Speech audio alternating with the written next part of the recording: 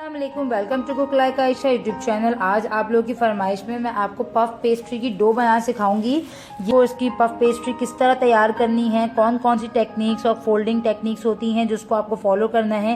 तो वीडियो को पूरा एंड तक देखिएगा और इसके बाद वाली जो वीडियोज़ होंगी उनमें मैं आपको इससे बनने वाली सारे बिस्किट्स और पेटीज वगैरह सारी सिखाऊंगी। और कोई भी चीज़ आपको और भी सीखनी हो तो वो आप मुझे कमेंट कर ज़रूर बताइएगा। तो चलें हम बनाते हैं आज पफ पेस्ट्री। पफ पेस्ट्री बनाने के लिए जो चीज़ें हमें चाहिए वो नोट कर लीजिए। हमें चाहिए 1 पाव मैदा, 2 cups, 25 grams oil, 3 table spoon,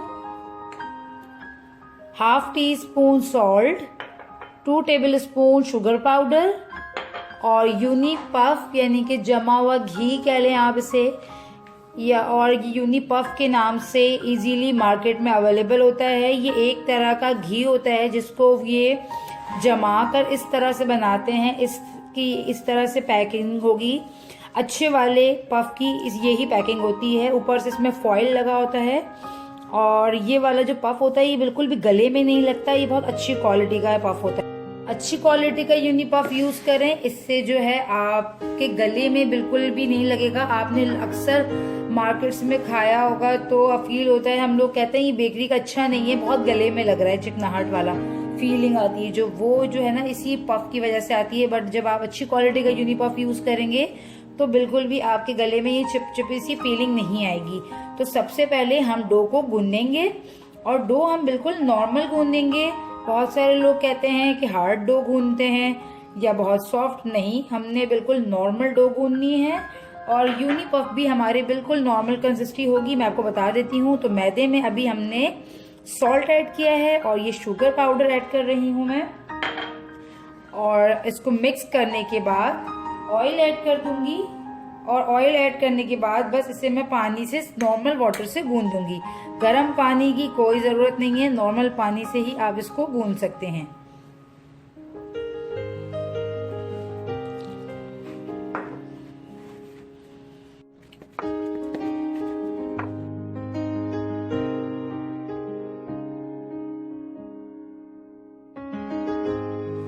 dough को हम साइड पे कर देते हैं गूंदने के बाद। अब हम ले लेते हैं यूनी पफ और यूनी पफ की हम मेजरिंग कर लेंगे।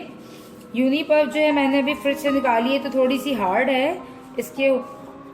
तो आप जरा सा यूनी पफ जब सॉफ्ट हो जाए, नॉर्मल टेम्परेचर पे आ जाए तो इसको काटें, क्योंकि हमने इसको बिल्कुल सॉफ्ट करके यूज करना है, हार्ड कंसिस्टेंसी में यूज नहीं करना।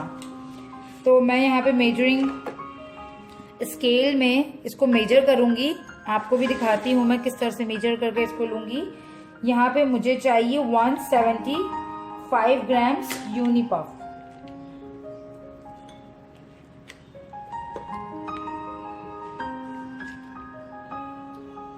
ये बिल्कुल बटर की तरह होता है और बहुत सारी बेकरीज में ये बिस्किट्स में भी और क्रीम्स वगैरह में भी यूज होता है, क्योंकि ये बिल्कुल भी नरम नहीं होता और खस्ता रखता है बिस्किट्स को भी।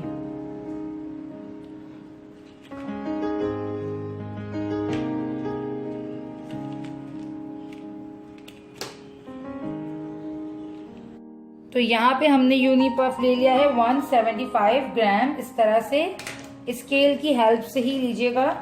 एक आध ग्राम ज्यादा हो जाने से कुछ नहीं होता, बट 775 ग्राम एक्यूरेट हमने इसमें यूनी पफ यूज करना है। अब हम इसको सॉफ्ट करेंगे। जब ये नॉर्मल रूम टेम्परेचर पे बिल्कुल सॉफ्ट होगा फिर हम इसे यूज करेंगे। यूनी पफ को हमने छोटे छोटे पीसेज में यहाँ पे ऐसे कर लिया है मैंने, ताकि ये अच्छे से जल्दी सॉफ्ट हो जाए। अगर आप इसको 4-5 घंटे बाहर रख दें तो ये आराम से सॉफ्ट हो जाएगा। पर अभी क्योंकि कराची में भी अच्छी खासी जो है सर्दी आ चुकी है और टेम्परेचर ठंडा हो चुका है तो ये फौरन सॉफ्ट नहीं हो रहा। तो इसीलिए मैंने इसके छोटे छोटे पीसेस कर लिए और हमें इसको बिल्कुल स्मूथ करना है, इसके अंदर कोई भी गुठलियां ना रहें। तो मेक श्योर कि आपने इसके सारे पीसेस करने के बाद इसे अच्छे से मलना है, स्मूथ करना है। गुठलियां रहेंगी इसमें तो फिर जब आप पफ बनाएंगे तो वो गुठलियां उसके ऊपर सामने आएंगी और आपकी पफ अच्छी नहीं बनेगी।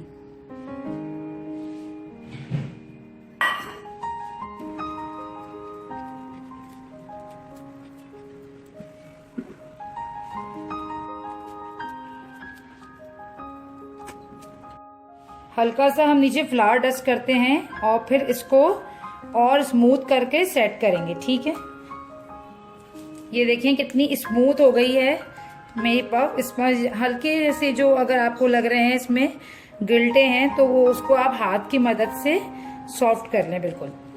और हल्का हल्का सा आप इसमें फ्लावर डस्ट कर मैदा इसको बिल्कुल सही कर सकते हैं।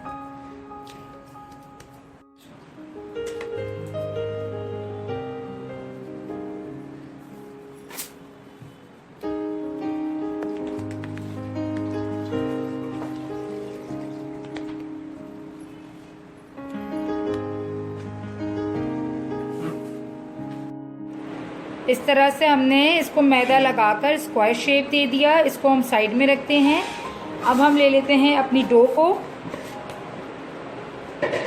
हल्का सा फ्लावर डस्ट कर लें और डो को बेल लें।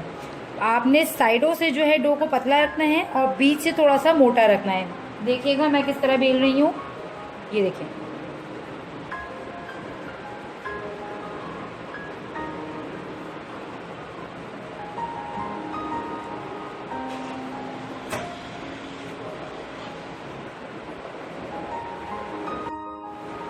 सेंटर से मैंने थोड़ा सा मोटा रखा है और साइडों से मैंने इसे थोड़ा पतला किया हुआ है।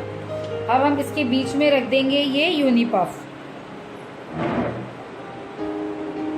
और इसको इस तरह से फोल्ड करेंगे।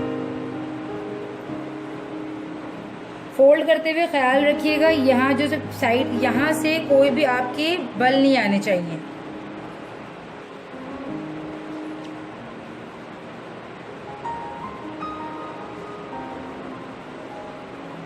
ये हमने यूनी पफ रखकर इसकी फर्स्ट फोल्डिंग कर दी। फ्लावर लगाकर इसे हम इस तरह से एक प्लेट पे रख देते हैं और इसे कवर कर रखेंगे हम नॉर्मल टेम्परेचर पे। आधा घंटा गुजर चुका है। अब हम इसकी करेंगे फर्स्ट लेयरिंग।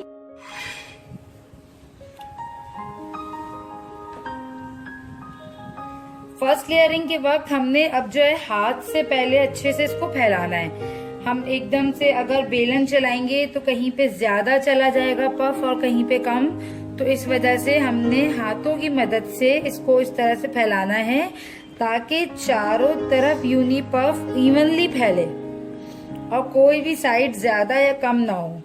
तो इस तरह पहले आपने हाथों की मदद से इसको फैलाना है।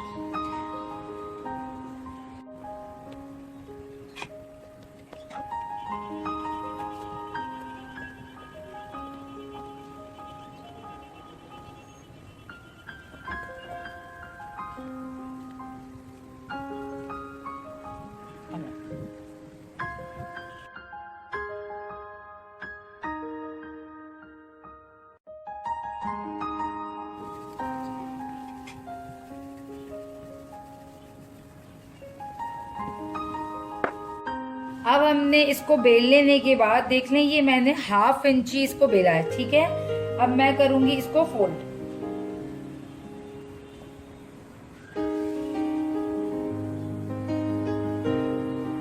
फोल्डिंग टेक्निक देख लीजिएगा।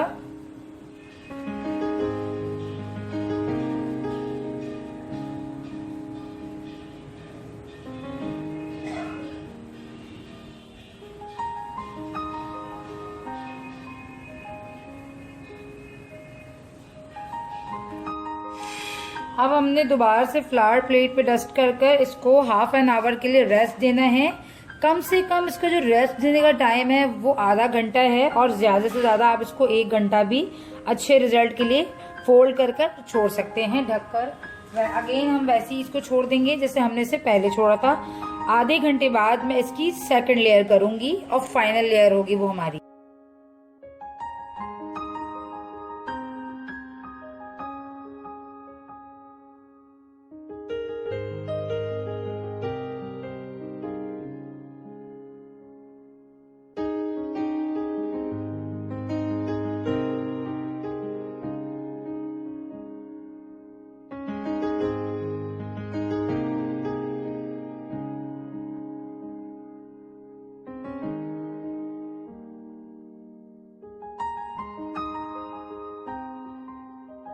अब हम इसको फोल्ड करेंगे, अगेन वैसे ही फोल्ड करेंगे जिस तरह हमने पहले वाली फोल्डिंग की थी। बराबर रखेंगे इन दोनों को इस तरह से।